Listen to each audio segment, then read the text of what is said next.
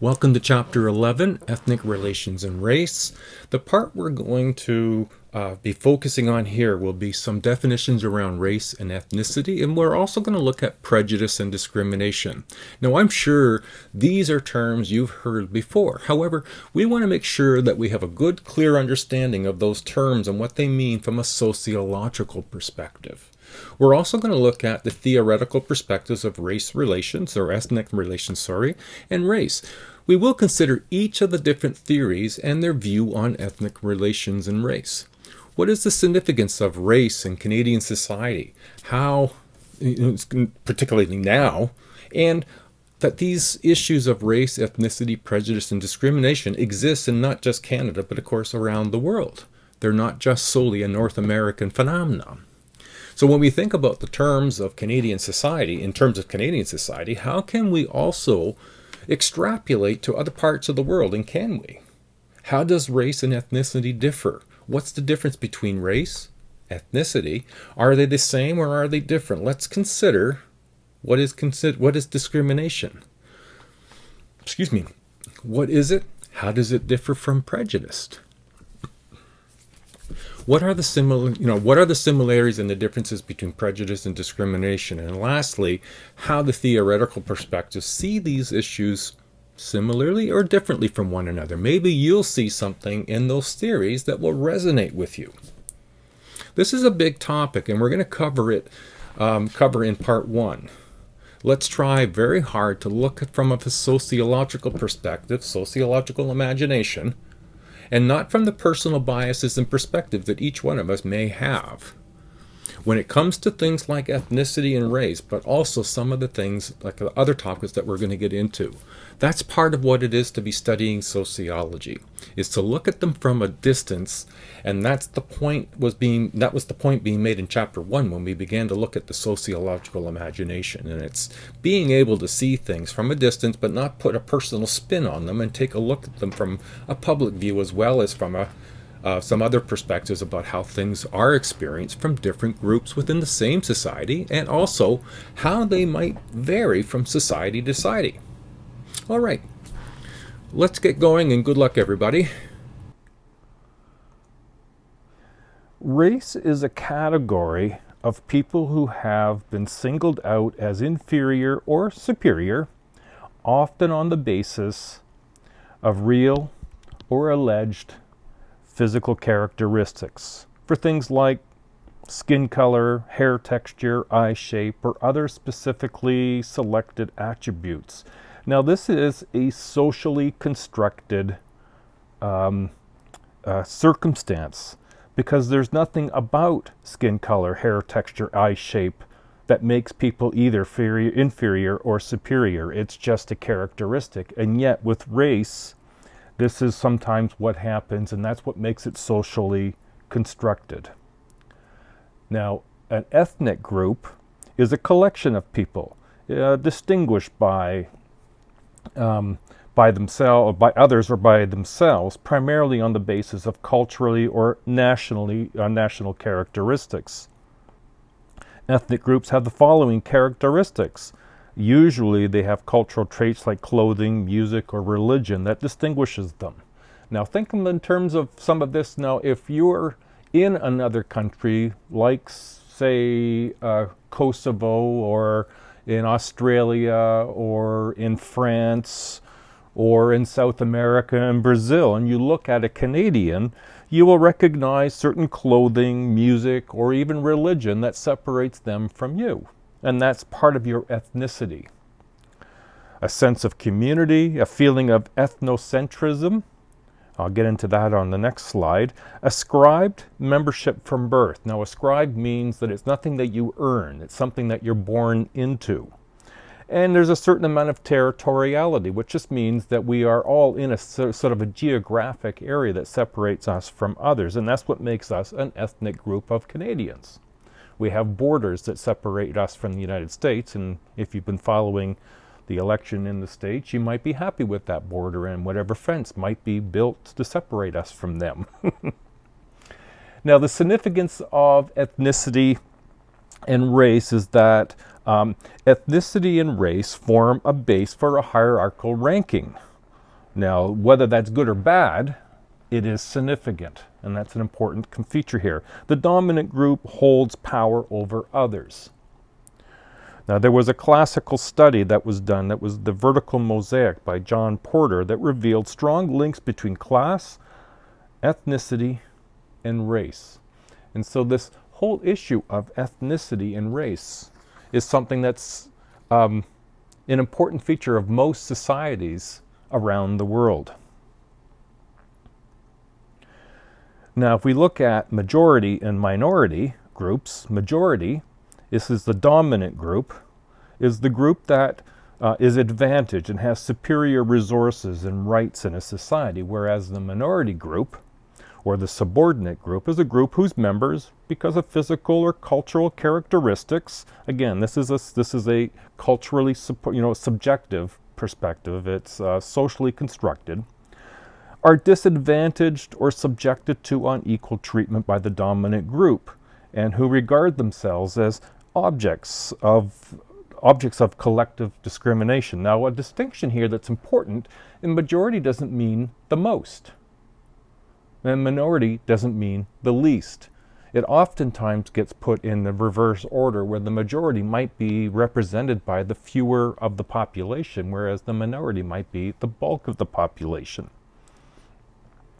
Now, with visible minorities, this refers to an official government category of non-white or non-Caucasian persons.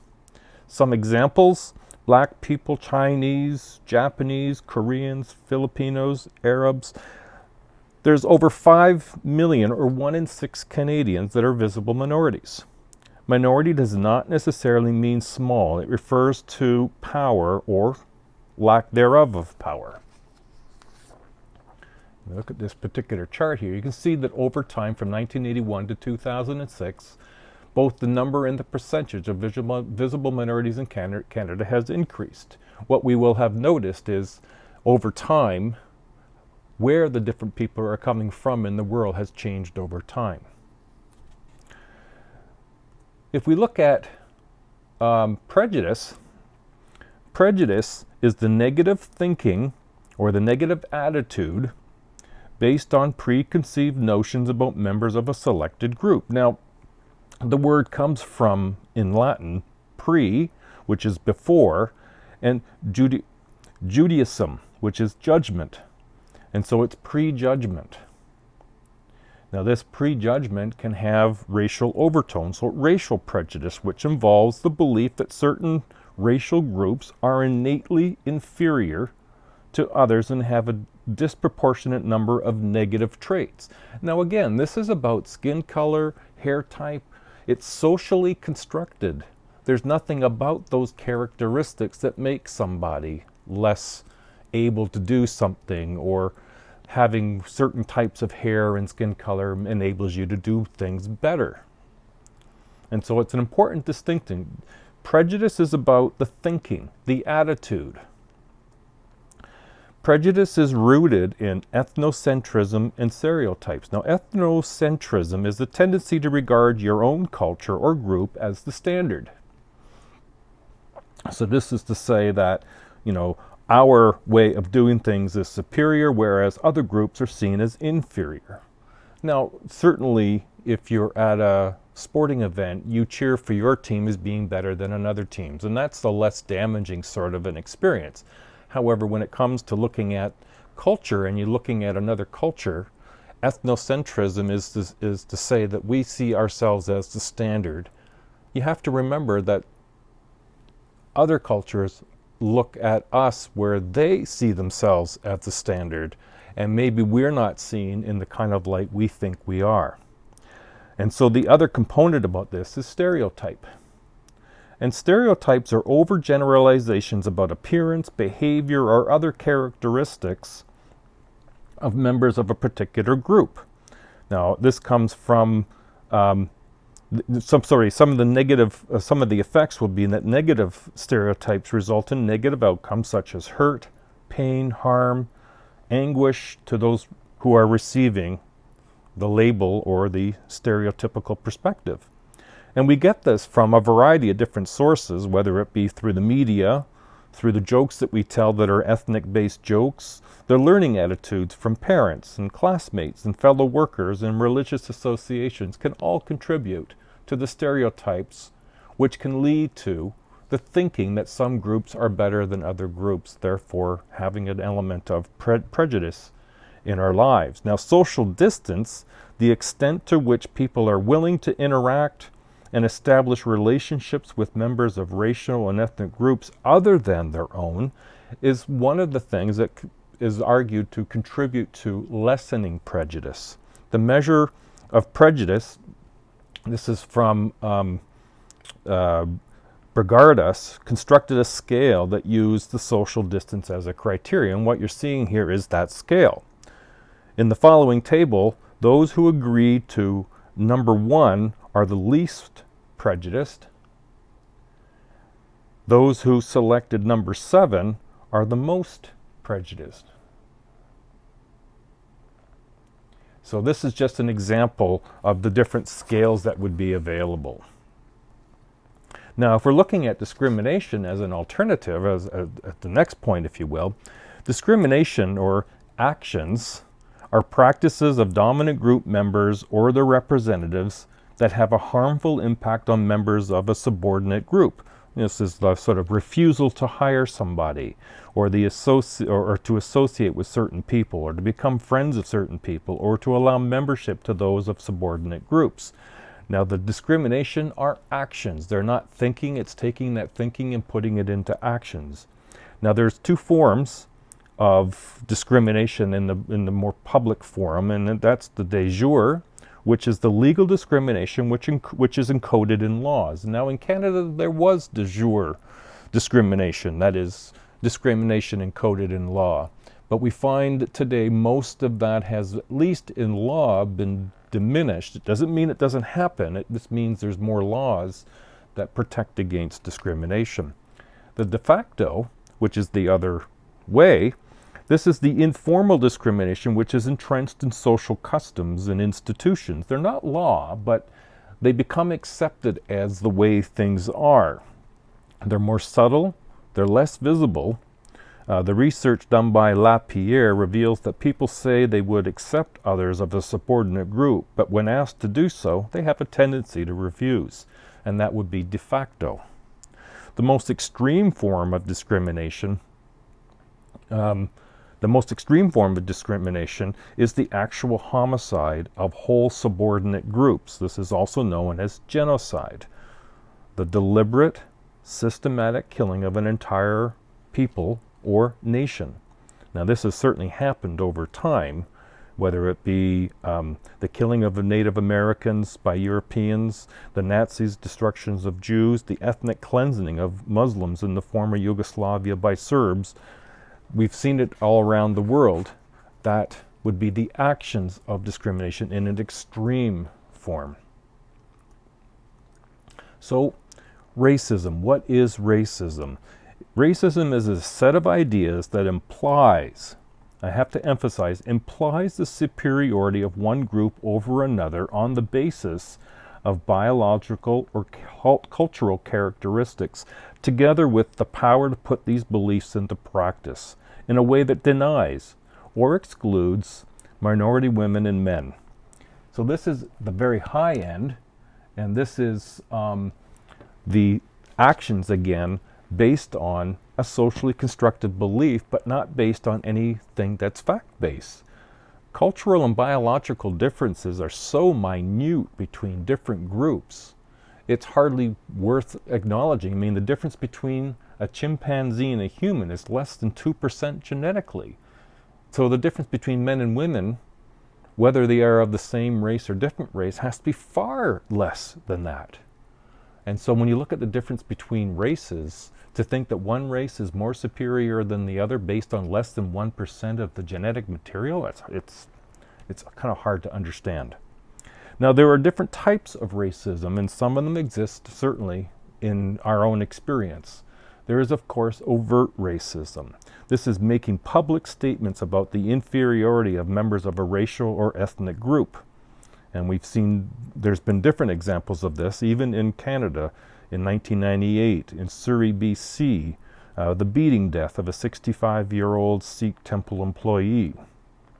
Polite racism is another form. And this is something that's often described about Canadian racism. It's an attempt to disguise a dislike of others through behavior that outwardly is prejudicial. An example is the study done by Ginsberg found that with equal qualifications, white job applicants received employment offers 3 times more than those of people of visible minorities. And so it's not that it's overt actions against somebody, but it's subtle, less overt, nonetheless still exists. Subliminal racism involves the unconscious criticism of minorities.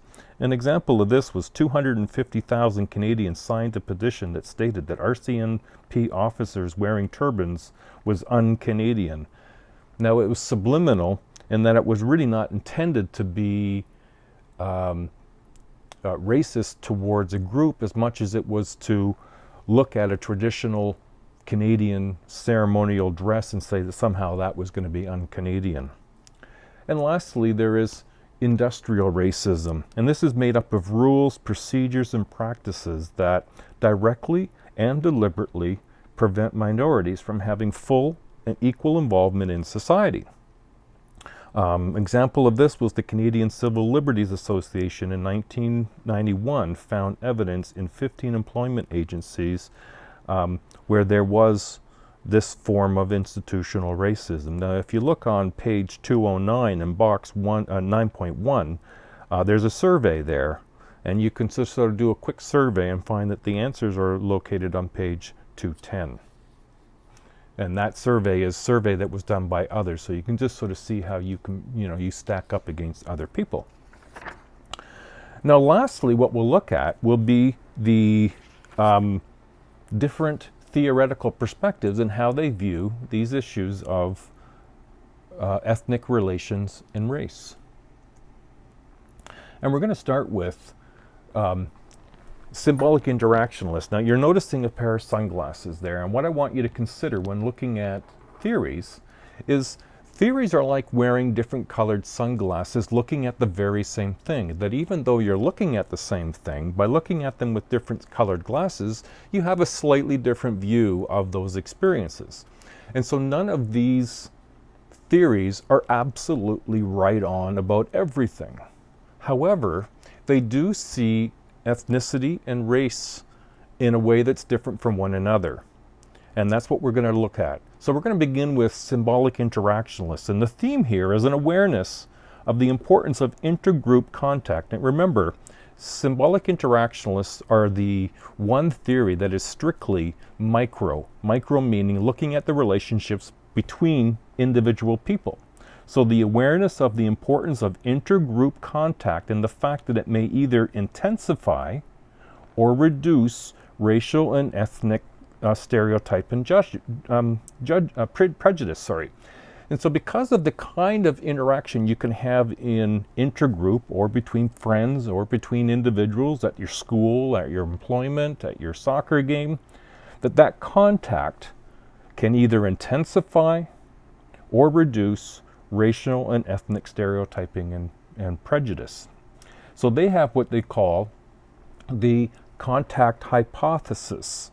The contact between people from different groups should lead to favorable attitudes and behaviors when certain factors are present. So 1, you have equal status. 2, you pursue the same goals. 3, you cooperate with one another in achieving those goals. And 4, receive positive feedback with the where they interact with one another in a positive, non-discriminatory ways. That if those 4 things are in play, then you're more likely to have a favorable shift in terms of attitudes and behaviors about different people. And so this is about face-to-face contact, Symbolic Interactionalists. Now the Functionalists, as mentioned in the first chapter, are kind of the traditionalists. Now, they see the problem as how do people of subordinate subordinate racial and ethnic group become part of the dominant group. That's kind of what they see the problem as. And so they say there's three ways by which to do this. One is through assimilation. This is the process by which members of a subordinate racial or ethnic group become absorbed into the dominant culture. So they become and act and behave like those in the dominant culture. So there's a few different means of doing that. One is called cultural assimilation, or it's also known as acculturation. Members of an ethnic group, a dominant group, members of the ethnic group adopt the dominant group's traits, such as the language. So in Canada, if you come from another part of the world, part of the concern or part of the adjustment is learning a new language, and that's part of acculturation.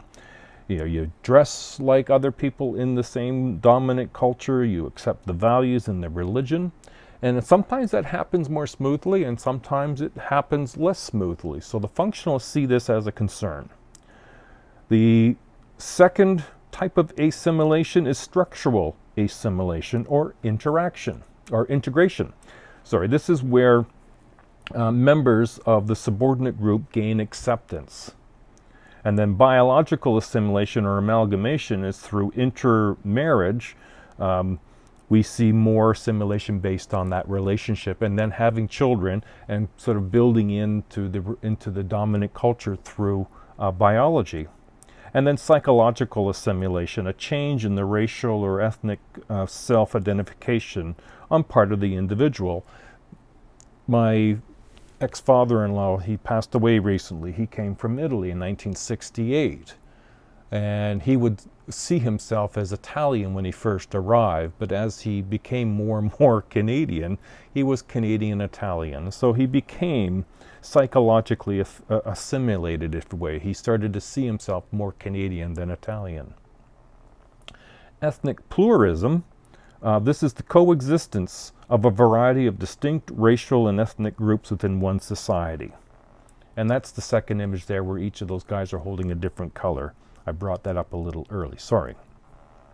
The egalitarian pluralism or accommodation, ethnic groups coexist in equality with one another. And so even though we're different, we coexist together with our differences is what ethnic pluralism is. And then lastly, there is the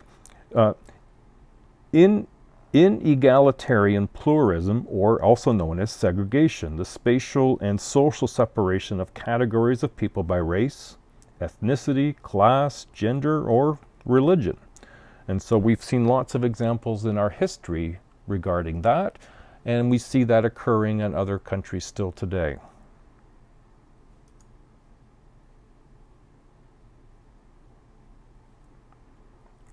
All right, we're going to look at conflict theory. Now, the theme in conflict is a focus is on the economic stratification. Now, conflict theory always looks at the economy or the economics, who's got what resources. And so here they're looking at the economic stratification and access to power, which informs our understanding of ethnicity and race. So one of the first components was internal colonialism, in a situation in which members of a racial or ethnic group are conquered and colonized and forcibly placed under economic and political control by the dominant group. So we could look at the examples of Indigenous people in Canada as having had that experience. Now, one of the elements that, one of the theories, if you will, that conflict theory brings in is what's called split labor market theory. And with split labor market theory, the division of the economy is in two areas of employment. The primary sector, or the upper tier, not in this particular case, it's the second one, it's the lower one where all the $100 bills are. The primary sector, or upper tier, is composed of higher paid, usually from the dominant group, workers, in which they have more secure jobs, less hazardous conditions, whereas the secondary sector, or lower tier, that's represented by the 10, the 20, and some change. This is made up of lower paid, often subordinate groups, workers in their jobs with little security and hazardous working conditions. And that this labor market theory is suggesting that these lines of division between upper and lower tier is often based on dominant group versus subordinate groups. Now, related to the conflict theory, but on a different criteria, is that of feminism. Feminism, the theme here is minority women are doubly disadvantaged as a result of gender. That gender racism, the interactive effect of racism and sexism in the exploitation of women of color. So they look at not only are women not preferred in society and not advantaged in the same as men are, but they are economically disadvantaged as well.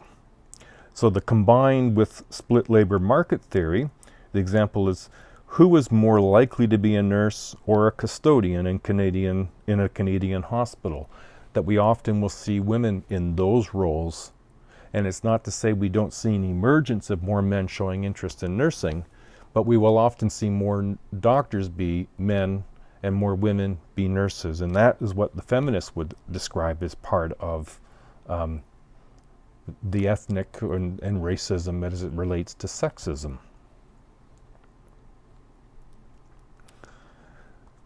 All right, now we're going to move into postmodern. Now, postmodern, the theme here is a high accent on race and ethnicity being totally socially constructed. People are not born into a race or ethnic group. They choose them and give them these terms of subjective meanings. Now, they would refer to what is known as discourse, the different ways of constructing knowledge and social practice. Now, there's a racist discourse. This is the identifiable repertoire of words, images, and practices through which racial power is directed against ethnic and racial minority groups. These theorists want to deconstruct race and ethnicity and to challenge the assumptions and meanings embedded in the social science of race and ethnicity. So instead of allowing those things to carry on, they want to examine the images in the language and deconstruct it to challenge the assumptions behind those words and images to clarify the unity that can exist between people. And then there's discourse of denial, which is racism simply does not exist in our Canadian democratic society. And of course, that's not true. When we identify racism, we try to explain that it's an isolated incident. The critics of this say that as with other applications of postmodern theory, it has too high a level of abstraction, just meaning it's not very specific enough. And it's hard to understand. It offers no basis for evaluating race relations as good or bad. But postmodern, that's not been their sort of cup of tea, as it were. And lastly, as an alternative theory is what's known as critical race theory. The premise here is one, the belief that racism is such an ingrained feature in North America society that it appears ordinary and normal. And secondly, interest convergence is a critical factor in bringing about social change. Interest convergence is the belief that white elites tolerate racial advantages only if the elites will achieve their own interests. So what I would encourage you to do is just to get an overview. On page 222, table 9.1, you'll see an overview of the theories that we've just gone through here now. I hope this has been helpful. And this is the end of part 1. The second video that we'll look at will be part 2, looking at the remainder of this chapter. All right, carry on.